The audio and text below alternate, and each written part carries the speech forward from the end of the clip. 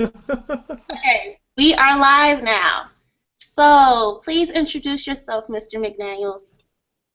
Hi, my name is Pellom McDaniels, and I am Assistant Professor of African American Studies and the Curator of African American Collections here at Emory University. Okay, so you are the author of The Prince of Jockeys, telling the Yeah. life story of Isaac Murphy.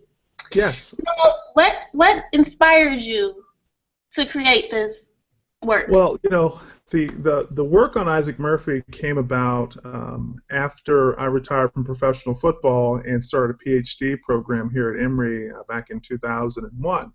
And one of the questions I had was, what has been the impact of black athletes on 20th century America? And so, in order to understand that, I had to understand the foundation or the history of African Americans in sports to begin with, which took me back to the 19th century. And so, I looked not only at boxing and baseball, but horse racing was one of the main sports, one of the first real grand spectator sports in America. And black jockeys and trainers and grooms were at the center of that sport. And so Murphy, during the 1880s especially, came up as one of the most significant figures in horse racing.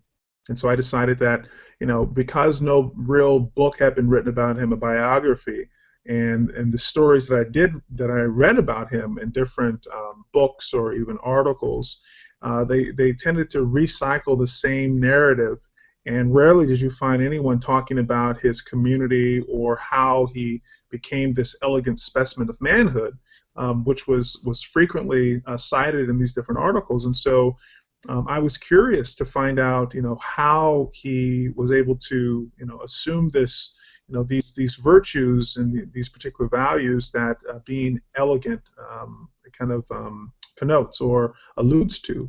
And so I decided that, after I finished my dissertation and after, that manuscript was done, that I wanted to find out more about Isaac Murphy because the evidence that I came across said there was something else going on in his life and in his world that made his particular story more important than any one that I was considering at the time. I mean, all the other individuals I've worked on between Joe Louis and Jackie Robinson and Jesse Owens are very important, but we didn't know until my book, the kind of community, the kind of people he came from.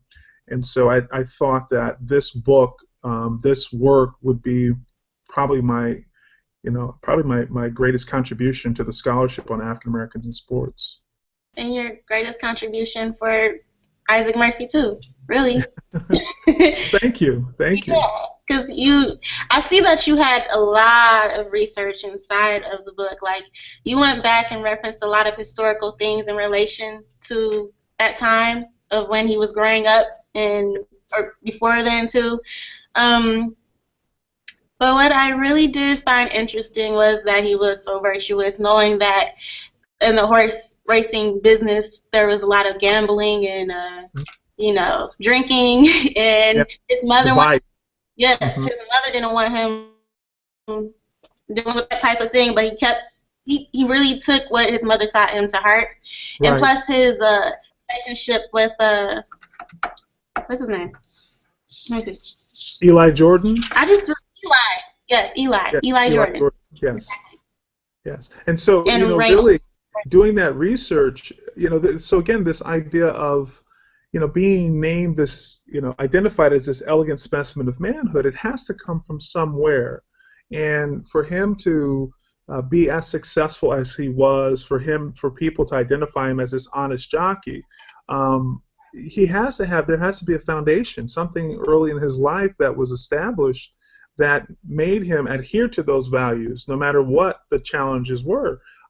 And so, you have to go back to this community. And so the Lexington's black community, both during slavery and during Reconstruction, had a number of free and enslaved blacks that maintained religion and maintained their humanity and their dignity, even in the face of this degradation called slavery.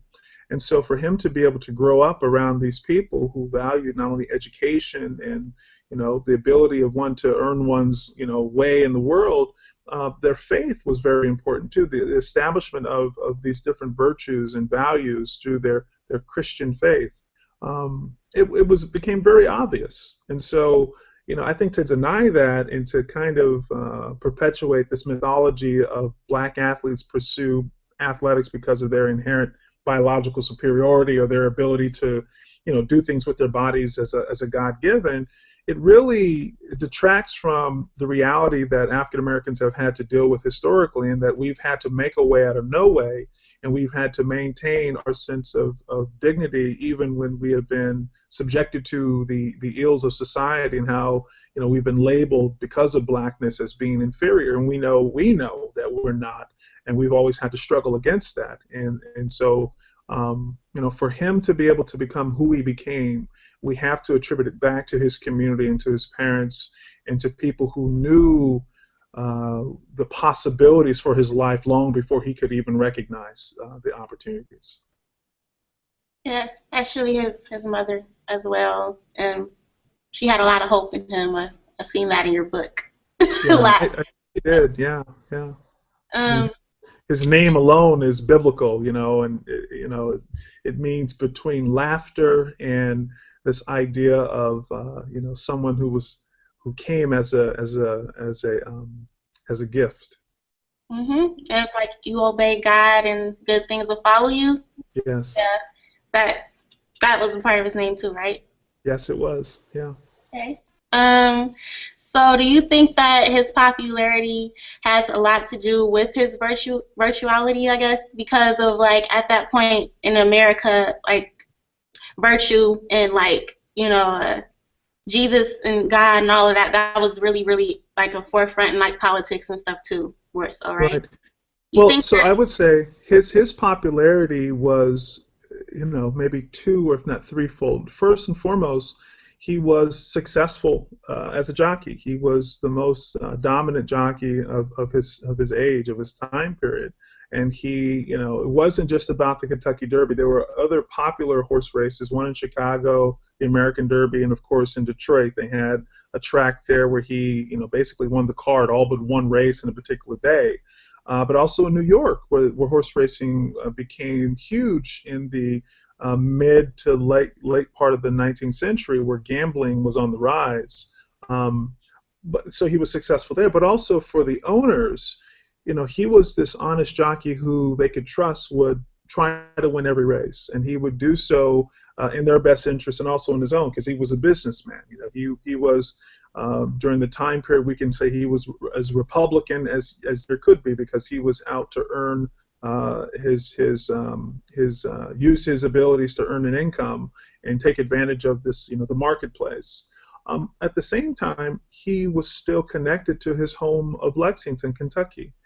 He was from this place and returned to that place, even though he traveled to California and to New York and Chicago. He always returned home because I think he was rooted in that place.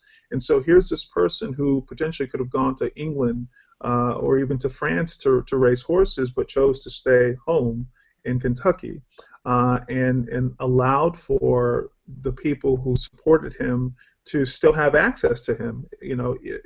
Even as his popularity grew, he still was rooted in Kentucky, and so it's an interesting story because we have this way of defining celebrity in contemporary kind of 21st century terms that is associated with television and media and all the shiny things. I'm not saying that he did not have shiny things. He had a shotgun collection. He more than likely collected some of the paintings that were produced of the horses that he rode, and maybe even had some paintings of himself on horseback. He was very middle class, if not upper middle class. He was very wealthy as a jockey. But see, Murphy did something else too. Other jockeys had to race year round, but he made so much money that he had an off season, and he had opportunities to travel with his wife Lucy. And so he redefined what it meant to be a jockey. It became a middle class occupation as opposed to what was considered a lower class or even a working class occupation. So he's tremendously successful, but he's also very important because he represents kind of at that moment, the modern day professional athlete. Yeah, yeah. First high paid athlete too. So Yes, yes. yeah, very important. And is there anything else you want to say? Because you said a lot and pretty good, you know. I can I, include a lot. Thank you. I appreciate, so for you to call me and find me and want to interview me about this, I think is really important because, it is an important story. It's a story that needs to be told, and I think it needs to be understood because we have, in so many ways, diminished the importance of people like Isaac Murphy and the role of the jockey in American history. And also, black folk, African American folk, have adopted this mythological idea about black athletes as this kind of this natural, you know, being that potentially each and every one of us have the potential to jump high like Michael Jordan or run fast like Carl Lewis or Jesse Owens, and it's inherent. And I think that is a trap. It's a trap for all of us because if we say that there's something God-given and natural about our athletic ability, we say that whites then have this God-given intellect and superiority, that is equal to our athletic ability, and I think that's wrong. And I think that really falls into the traps of race and racism.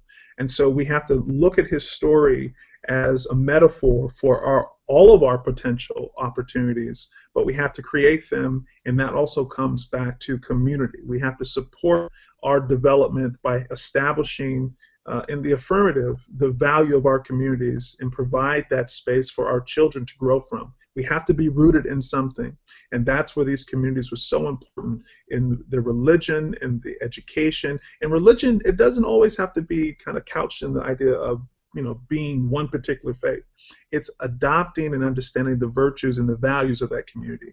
We all know the golden rule, thou shalt not kill, right? And we also know the idea of do unto others as you would have others do unto you, which is also one of the golden rules.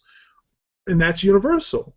And so if we establish, using Murphy's life as a metaphor, you can understand that if our communities are stronger, that we can develop more successful children and people that will contribute back to our communities, fruitfully. So, I mean, I think it's a great book for anyone who wants to understand the dynamics of race, class, and gender in mid-century America, 19th century, but also understand the roots of African Americans' pursuit of athletics in some ways.